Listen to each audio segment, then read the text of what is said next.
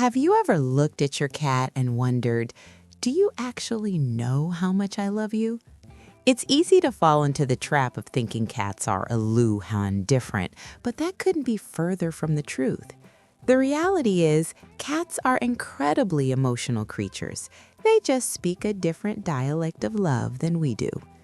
There are specific, subtle, and profound acts of love your cat is actively hoping to receive from you. Today, we are going to decode the feline heart. We're going to cover the specific gestures that tell your cat in no uncertain terms, I understand you, I respect you, and you are safe with me. The slow blink, a kiss with your eyes.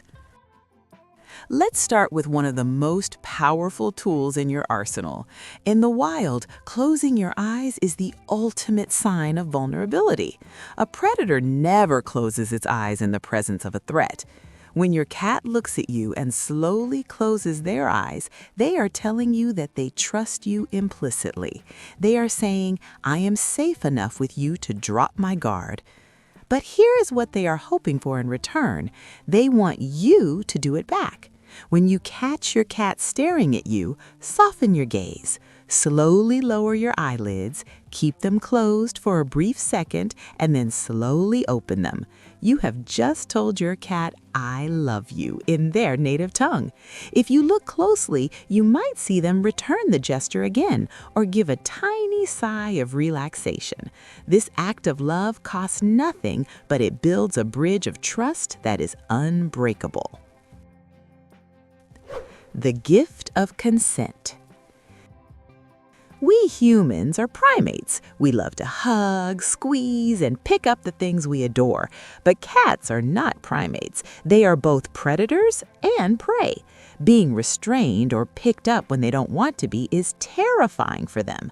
One of the greatest acts of love you can offer your cat is the gift of bodily autonomy. Your cat hopes that you will stop forcing affection. If they wiggle to get down, let them go immediately. If they are sleeping in the other room, let them stay there rather than dragging them to the couch to cuddle with you. When you respect their no, they learn that their voice matters. And here's the fascinating paradox. The more you respect their space, the more they will seek you out. When a cat knows they won't be trapped in a hug they didn't ask for, they feel safe enough to come sit on your lap on their own terms. That voluntary cuddle is worth 1,000 forced hugs. The proper greeting ritual. Have you ever walked up to a cat and immediately patted them on the head? While you meant well, in cat language, this can be seen as rude or even threatening. Cats have a very specific protocol for greetings. They are hoping you will engage in the nose touch. Watch two friendly cats greet each other. They stretch their necks out and touch noses. It's a polite identification check. Your cat hopes you will replicate this. Instead of reaching over their head, extend your index finger at their nose level. Keep it steady. Allow your cat to come to you. They will sniff your finger, essentially touching noses with you. Once they've sniffed and perhaps rubbed their cheek against your finger, they have granted you permission to pet them. This small act of politeness tells your cat that you aren't just a giant owner, you are a friend who knows the secret handshake. The thrill of the hunt. Many of us think our cats are lazy because they sleep 16 hours a day, but deep down, your cat is a fierce hunter with instincts that have been honed over thousands of years. When those instincts are suppressed, cats can become bored, anxious, or even depressed. They are hoping you will help them unleash their inner tiger. They don't just want a pile of toys left on the floor. That's like giving a child a coloring book with no crayons. They want you to be the other end of the toy. They crave interactive play. They hope you will make that feather wand mimic a bird, flying it through the air and landing it on a perch. They hope you will drag the mouse toy behind the sofa so they can stalk it. Later in this video, we're going to talk about a specific mistake people make right after playtime that actually leaves their cat feeling frustrated rather than satisfied, so keep listening for that. But for now, remember that playing with your cat isn't just exercise, it is an act of bonding. It tells them, I am your hunting partner. Vertical confidence. Look around your living room right now. How much of the space belongs to your cat? I don't mean the floor, I mean the vertical space. In the wild, the cat with the highest vantage point is the safest cat. Being high up allows them to survey their territory and spot potential dangers without being seen. Your cat is hoping for highways in your home. This could be a tall cat tree, a cleared-off shelf on a bookcase, or even a designated spot on top of the fridge. When you provide them with vertical territory, you are giving them the gift of confidence. If you have a shy or anxious cat, this is often the missing piece of the puzzle. A cat on the floor feels vulnerable to feet, vacuum cleaners, and other pets. A cat on a high shelf feels like the king of the jungle. Giving them this space is a profound act of love that directly impacts their mental health. The scent of belonging. Have you ever noticed your cat rubbing their cheek against the corner of the wall, the sofa, or your shin? This is called bunting. They have scent glands in their cheeks that release pheromones. When they rub against things, they aren't just itching their face, they are claiming territory. They're saying, "This is mine. I live here." Your cat hopes you won't immediately scrub that scent away. We humans are obsessed with sanitizing everything, but to a cat, a house that smells too sterile feels alien.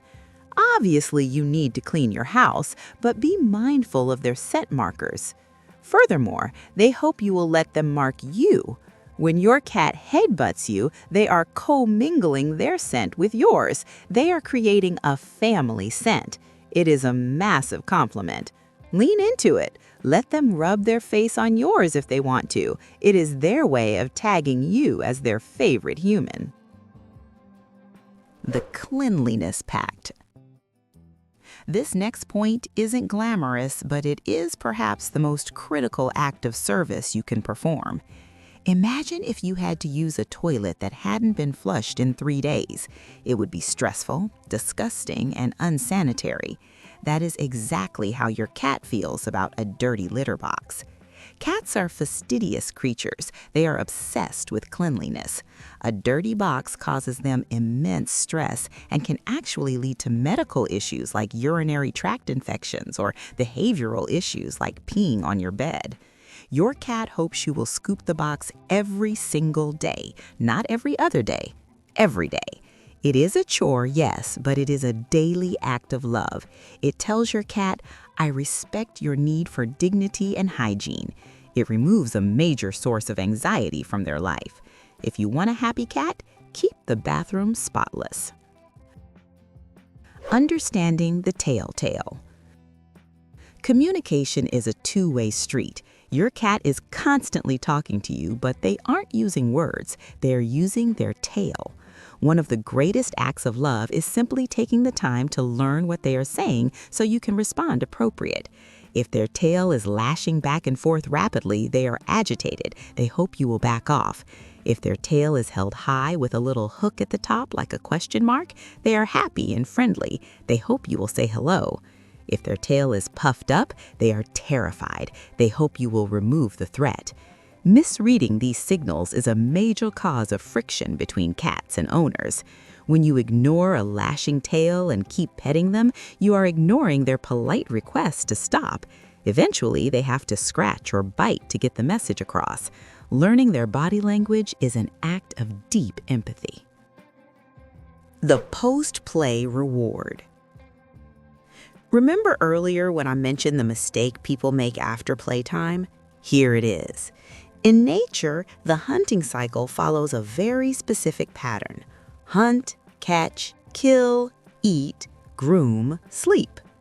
Many owners play with their cat and then just walk away.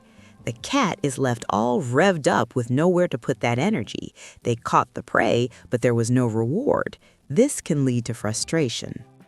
Your cat hopes you will complete the cycle.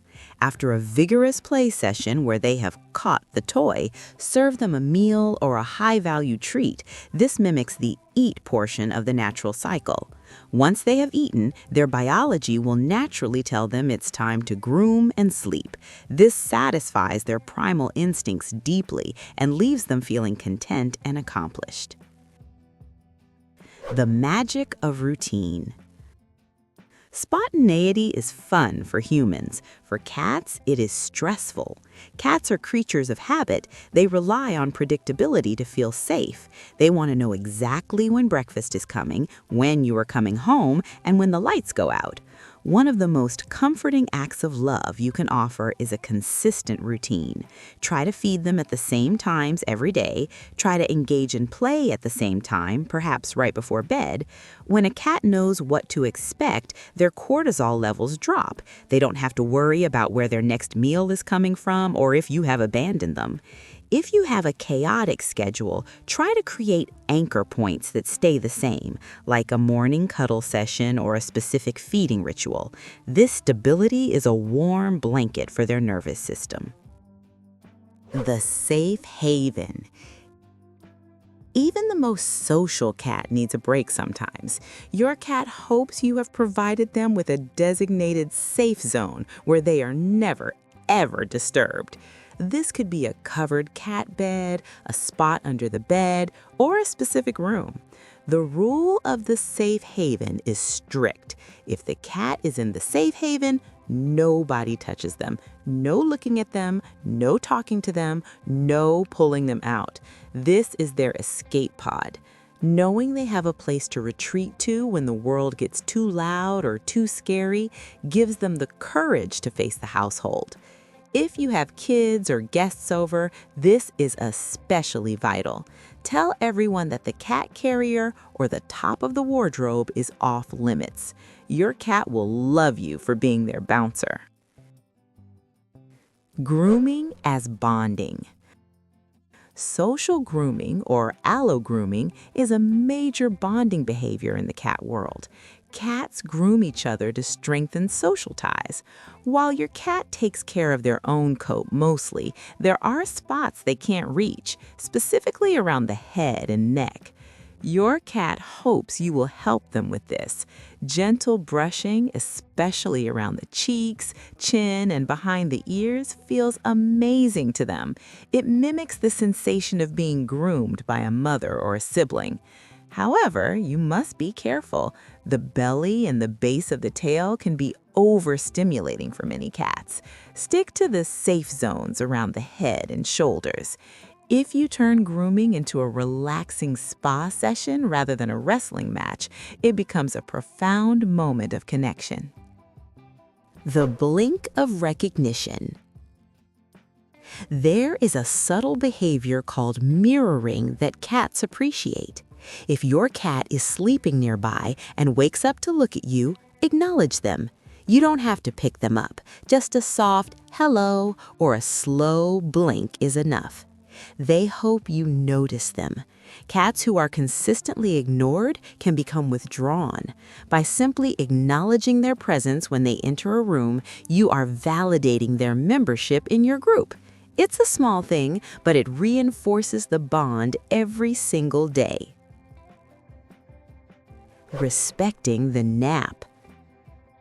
This might seem obvious, but it is one of the most frequently violated rules. Cats need deep sleep to recharge. When they are in a deep sleep, being startled awake triggers a massive adrenaline rush. It is unpleasant and stressful. Your cat hopes you will let them sleep. Even if they look incredibly cute and you just want to kiss their forehead, resist the urge. Let them dream. Protecting their rest is an act of love. It tells them that they don't have to sleep with one eye open around you. They are safe to drift off completely. Water wisdom. Here is a strange quirk about cats. In the wild, they prefer not to drink water that is near their kill because the kill might contaminate the water. Yet, most of us put the water bowl right next to the food bowl. Your cat might be hoping for a different setup. Many cats drink more water and are happier if the water source is separated from the food area. Furthermore, cats often prefer running water because their instincts tell them standing water might be stagnant and dangerous. Investing in a water fountain or simply moving the water bowl to a different corner of the room shows that you understand their biological quirks.